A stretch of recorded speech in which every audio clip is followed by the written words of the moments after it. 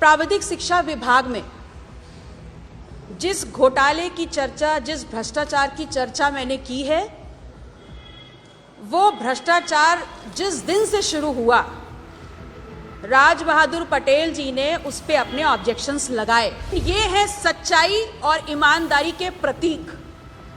ये है सरदार पटेल के असली वंशज राज बहादुर पटेल जी।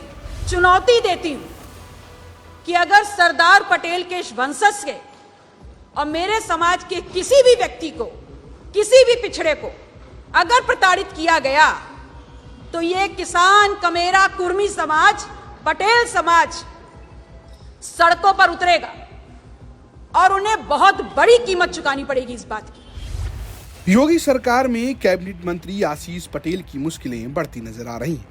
एक और अपना दल सोनेलाल के कार्यकारी अध्यक्ष आशीष पटेल को लग रहा है कि योगी सरकार में उनके खिलाफ साजिश हो रही है। दूसरी ओर उनकी साली और अपना दल कबीरावादी की कार्यकारी अध्यक्ष पल्लवी पटेल उनके खिलाफ भ्रष्टाचार के सबूत खोज रही हैं। ऐसे में पल्लवी पटेल मीडिया के सामने इस मामले में गवाह ले आई हैं। नाम है राज बहादुर पटेल। भ्रष्टाचार जिस दिन से शुरू हुआ, राज बहादुर पटेल जी ने उस पे अपने ऑब्जेक्शंस लगाए, लगातार बताते रहे कि ये नियम विरुद्ध है और एक बड़े पैमाने पर इसमें वित्तीय अनियमितताएं हैं। जब इनकी बात को नहीं सुना गया तो इन्होंने अपना रेजिग्नेशन रख दिया और हट गए उस जगह से। लेकिन उसके बावजूद आज तक लगातार इनके परिवार को, इनको धमकियां दी जा रही हैं, इनको चुप रहने के लिए बोला जा रहा है। और हद तो तब हो गई जब अभी 1 जनवरी 2025 को सेम डे इनको कारण बताओ नोटिस दी जाती है और विद इमीडिएट इफेक्ट इनका ट्रांसफर कर दिया जाता है। बीते दिनों राज बहादुर पटेल तब चर्चा में आए जब आशीष पटेल के मंत्रालय की ओर से उन्हें सो कॉज नोटिस जारी किया गया और उनका तबादला कर दिया गया। राज बहादुर का कहना है कि जिस दिन उनको पता चला कि विभाग में गड़बड़ हो रही है, मैंने आशीष पटेल से कह दिया कि मैं जा रहा हूं। 2024 को पत्र लिखा कि ये नियम विरुद्ध डीपीसी है, अगर यह नियम विरुद्ध डीपीसी होगी तो मुझको आप हटा दीजिए। फिर मैंने 22 मई को पत्र लिखा मंत्री जी को, उसकी कापियां अध्यक्ष एआईसीटी को, प्रमुख सचिव राज्यपाल, प्रमुख सचिव मुख्यमंत्री, प्रमुख सचिव कार्मिक, प्रमुख सचिव न्याय, प्रमुख सचिव वित्त, प्रमुख सचिव प्रावधान, सबको लिखा कि ये जो डीपीसी हो रही है आईएसटी के रूल के विरुद्ध हो रही है, इस पर डीपीसी नहीं हो सकती, इसको न करिए। लेकिन डीपीसी 30 मई को हुई।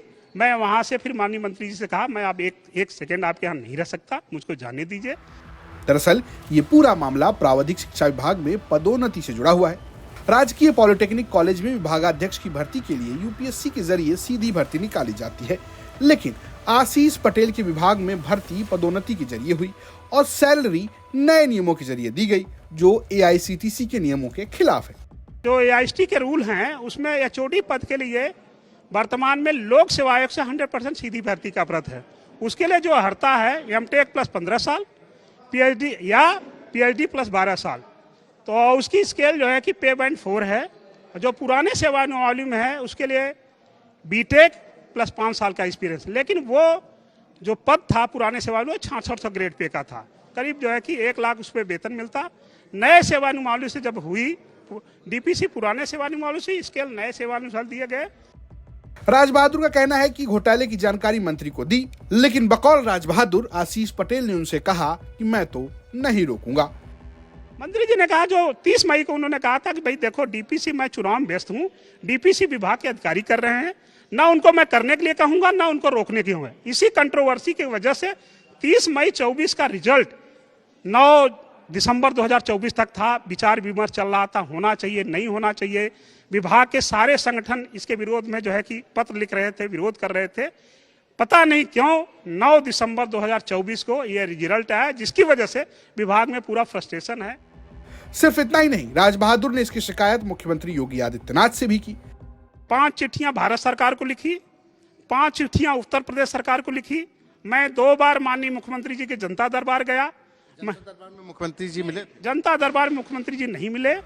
दरअसल पिछले साल दिसंबर में यूपी विधानसभा के शीतकालीन सत्र से पहले बीजेपी की खुर्जा से विधायक मीनाक्षी सिंह ने सीएम योगी को एक चिट्ठी लिखी, जिसमें उन्होंने आशीष पटेल के प्राविधिक विभाग में अनियमितता के आरोप लगाए। इसके बाद आशीष पटेल की साली और सिरातू से सपा के सिंबल पर विधायक पल्लवी पटेल ने भी इस पर मोर्चा खोल दिया। उन्होंने एक कदम आगे बढ़ते हुए आरोप लगाया कि पॉलिटेक्निक कॉलेज में विभागाध्यक्ष की नियुक्ति में आशीष पटेल ने 25-25 लाख रुपए की घूस ली। वहीं आशीष पटेल का कहना है कि उनके खिलाफ यूपी सरकार के सूचना विभाग और यूपी पुलिस की स्पेशल टास्क फोर्स द्वारा साजिश रची जा रही है। रही बात भ्रष्टाचार की, तो आशीष पटेल का कहना है कि योगी आदित्यनाथ चाहे तो सीबीआई से जांच करा ले। लखनऊ से संतोष शर्मा के साथ ब्यूरो रिपोर्ट यूपी तक।